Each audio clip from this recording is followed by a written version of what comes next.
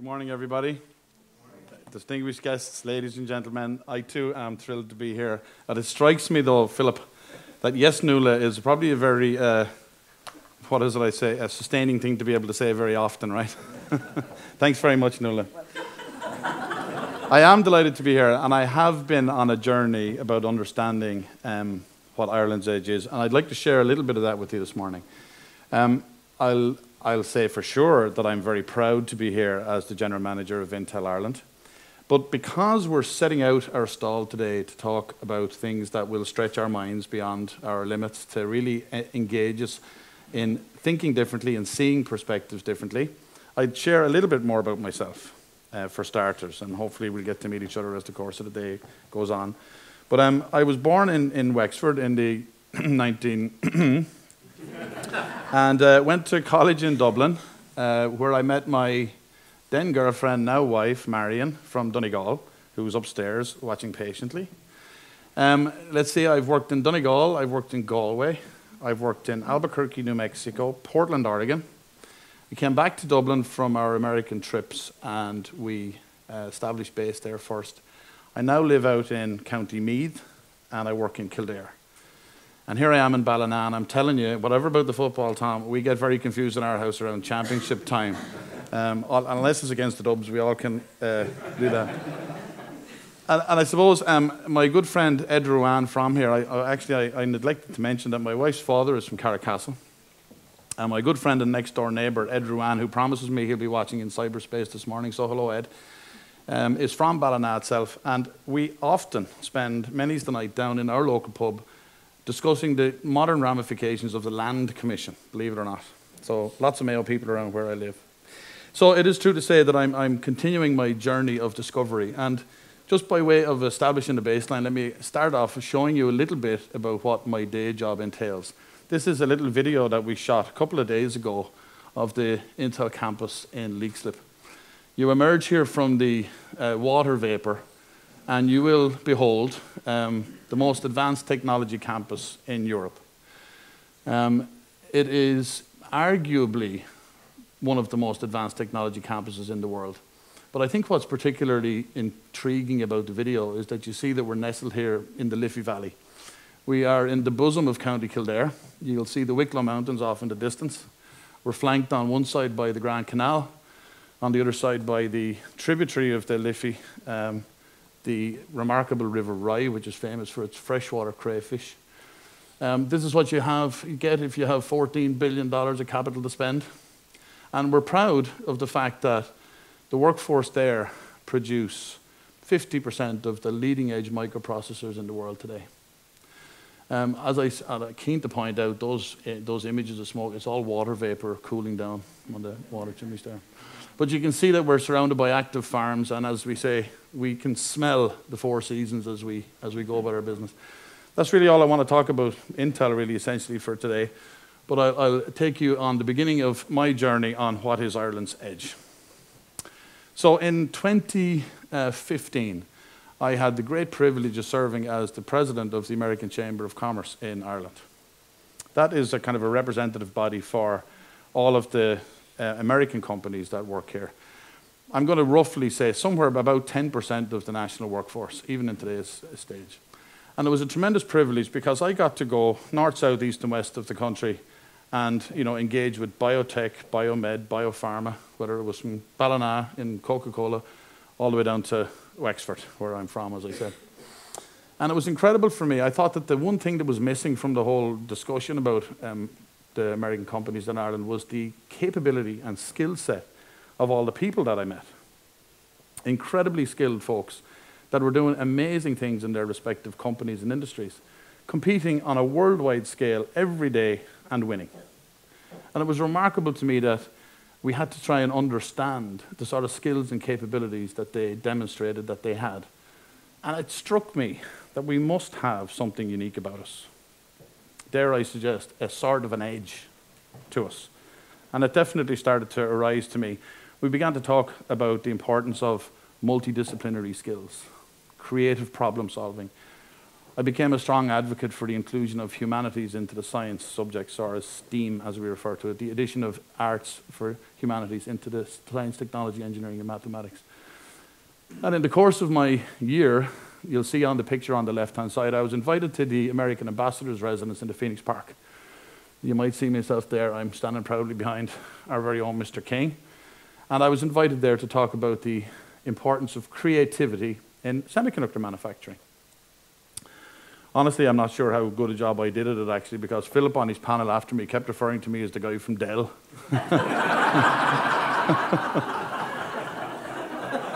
So I waited to make sure that maybe he still refers to me as the guy from Del Monte. But we got to chat, and maybe that's what enabled the chat, and the fact that we were in the same place together. And there's a couple of other very famous Mayo people in this picture, actually. I'll leave you to pick those out yourself. But we got to chatting, and one cup of coffee led to another one. And Philip said, in his inimitable way, why don't you make your way down to Dingle at the end of the year, and we'll have a chat. And there I am on a panel discussion in Dingle in November that year. And, you know, for all the work that I'd been doing on understanding the importance of creativity and problem solving and all of the various policy matters that have been going on in the American Chamber, without question, my first experience of Ireland's Edge as a place was in Dingle. And like previous speakers have said, my mind was absolutely blown apart. I really, really loved the idea of engaging with people from all walks of life. You know, it's often in conferences we attend, it can be quite monochromatic. So this was, to me, Ireland's Edge became a place. It was a place in Dingle, and a very distinct place, and a fantastic place, and a place where I learned an awful lot. So that was the beginning of the journey. Over the following couple of years, being like a sponge, Nuala referred to it as beatings, accepting all the beatings, the meetings, the beatings, I tried to reflect back, you know, what it was that I had heard. And I wrote this down. I said, we're investing in Ireland's Edge to enable us to build a sustainable, stable, engaged civic society. Trust me, that's not something that could have come out of my mouth a year or two prior. But it was something that I'd begun to really learn and understand. I drew this little graphic, the citizenship, prosperity, and culture. Everybody I showed it to said, that's great, Eamonn, that's fantastic, good luck. And then they'd all say, but what are you going to do about it? And Nuala, not being a policy person, I didn't quite know what to do with it. I found it very difficult to translate that into key action. You know, what do you do what do you do about this that doesn't sound like an already well-trodden policy initiative? So I do what all students do, and I went back to the dictionary. What is edge? And you'll see on the slide there the two definitions of edge, and I think they're interesting and worthwhile teasing out just a little bit. First of all, the edge is the sharpened side of a blade. It's the thing that gives it a striking quality. It's the superiority over your close rivals, your edge. That's from the English origin. But there's an interesting twist on that in the Irish origin, which shares that definition, of course, but also it's one of self-reflection. I don't know if like me, you've often heard as a kid, you need to sharpen yourself up there, Mr. Sinnott, or some version of that for yourself. I certainly heard that a lot. So it gives this connotation of a personal or a self-reflection, as well as the thing that gives an object power, an edge. What's that except a sword? And I know that swords feature very prominently in our respective cultures, don't they? The most modern sword I can think of is the Jedi Knight's lightsaber. A more historical one might be Excalibur, King Arthur in the Round Table. But there's also Irish ones. This is a painting we came across by a Scottish artist, John Duncan.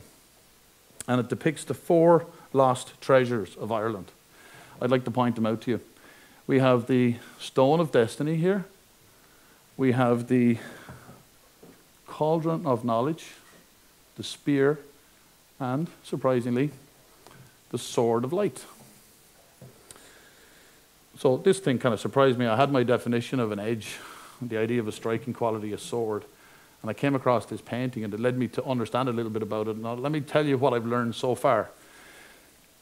So you've got to go back in time. you got to go back in time for the first king of all of Ireland, King Nuada. And before he was actually the king, a very, very powerful magician sought him out and presented him with the most powerful sword ever. And he said to King Nuada, he said, "King, here is the most powerful sword ever. Treat it wisely." Now, King Nuada at that time had intention to become the king of all of Ireland. And to do this, he had to take on the Fear Bug in battle. I see a couple of nodding heads, so hopefully I'm on that. This is my version of the story. You'll no doubt throughout the day fill in some of the blanks for me. But he had to take on the Fear Bug. But of course, he had the most powerful sword possible. So off he went into battle against the Fear Bug. It didn't go as he planned. Not only did his army get defeated, he himself had his arm ripped out of its socket. He lost everything. He lost his kingship. He lost his sense of what it meant to be the king. The idea now, to me, if that was in modern day times, what's the first thing that comes to your mind about it? Where's the warranty on the sword? What happened? I thought this was supposed to be the most powerful sword ever. The king at the time, I guess he was king of his own people, but he had, what would we say in modern times, found himself between jobs in the gig economy, going through a period of self-reflection, a transition maybe. But a bit like the Jedi Knights go to the Skellig Islands, King Nuada took himself off for a period of self-reflection also. To try and understand, a bit like perhaps myself and Nuala, when I don't quite understand, I go back again and ask some more and try to learn something else. And so this king did the same thing and went in pursuit of, well, where was the real power of this sword if it didn't lie in its ability to kill his closest rivals or to slay his closest rivals. And in so doing, he returned to his people and said, you know what, I've discovered that to be a king, one has to have something more than just your ability to slay or destroy your nearest rivals. One needs to commit to a vision. And in his case, this vision was a commitment to the pursuit of knowledge, truthfulness, and wisdom. And with that commitment, he convinced his people to give him the monarchy back. And the good news at the end of the story is he took on the Fear Bug, won, and became the king of all of Ireland, after which he ruled for a very successful 20 years, as the story goes, which I guess in those days was a lifetime. And it was a very prosperous rule, a very welcoming rule. Good story. Imagine my surprise when I came across this. This is the first edition set of stamps issued by the Irish Free State in February 1922. And you'll see that 4 or 5 of the denominations feature the Sword of Light or the Clee of Sulish. It's like, my God, that is amazing. The founding fathers of Ireland in 1922 must have been tapping into the story of King Nuada and his realization that it's not the power of the sword that's going to establish your place on the world stage. It is, in fact, your ability to sharpen yourself in the pursuit of knowledge, truthfulness, and perhaps eventually some wisdom. How fitting in this room, and as we approach the centenary of 1922, to reflect on exactly that point. And that led me on my ongoing journey to offer this as my thought about what Ireland's Edge has become for me. It started off as a place when I wrote down the prosperity, citizenship and culture. It began sort of a skill set. These people that I was observing with fantastic skills, delivering so much, I thought we should try and define that as a skill set to invest in it. That's what led me into the cul-de-sac. What this little journey has led me to realize is that perhaps it isn't a place, or perhaps it's a place, perhaps it's a skill set, and perhaps it's a mindset. The ambition to sharpen oneself in the pursuit of knowledge, truthfulness, and ultimately wisdom. So I wouldn't be of my place if I didn't have an action plan and sort of things that I thought that we should do. And rather than we should do, 3 thoughts that I have as I continue my journey on this. And they are, in summary, to adopt a grounded optimism, to dare to be excellent, and to open our minds to all perspectives. But I'll step through those really briefly now. I personally believe that the future, by definition, is under construction. So much of it is shaped by what we do, which in turn is shaped by how we think. So I believe we should embrace a grounded optimism. That's not one that's silly, but it's reflective back of the people that put those stamps in 1922. What optimism must they have had for Ireland as an independent republic nearly 100 years ago? There had to be an insane optimism, really, when you think about it.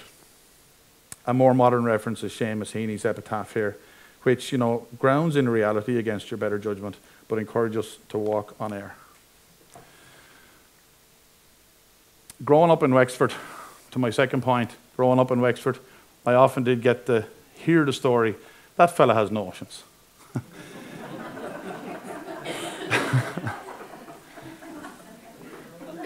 I see you visited Wexford the odd time. What this picture shows me is the very thing that was hemming somebody in here.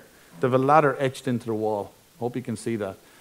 You know, they didn't need an extra ladder or a rope or anything to get over it. The idea of banishing the notion of getting above our station, I think, is an important one to do. We should dare to be excellent in everything that we do. Let's face it, we don't have much else. I can honestly say to you, and perhaps it's a foregone or an obvious statement, but if the people in Intel in Ireland didn't go to work every day with the full intention of being excellent, we simply wouldn't exist. It's a competitive world out there. So that's my second advocacy, that we should rise above our station with pride. Last but not least, we need to open our minds to new experiences. I don't believe we can be excellent without exposing what it is we do to other people. It is a nerve-wracking experience to present to you today, but I know I will learn a lot more from it than perhaps you will learn from what it is that I say, and I embrace that and I welcome it. Ireland's Edge has been the place that has gifted that to me. That is the most powerful place that I have ever experienced, that gives me the sense of perspective and a chance to understand what it is that we're trying to achieve. There's an amazing array of speakers that have lined up for us today. I hope, like me, your full intention is to engage with them all, contribute, listen and learn.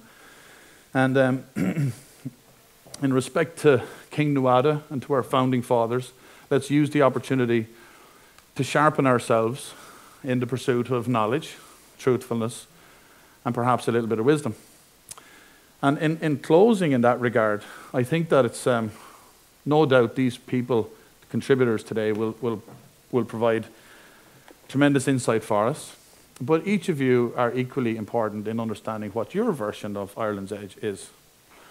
And to that event, we have created a little book, and I've put the first entry in it as you see there. We'll leave it somewhere accessible for you. Could I invite you all to help us start a national conversation? We need to take this north, south, east and west. 20%, according to our last census, between 17 and 20% of the people that live in Ireland were not born here.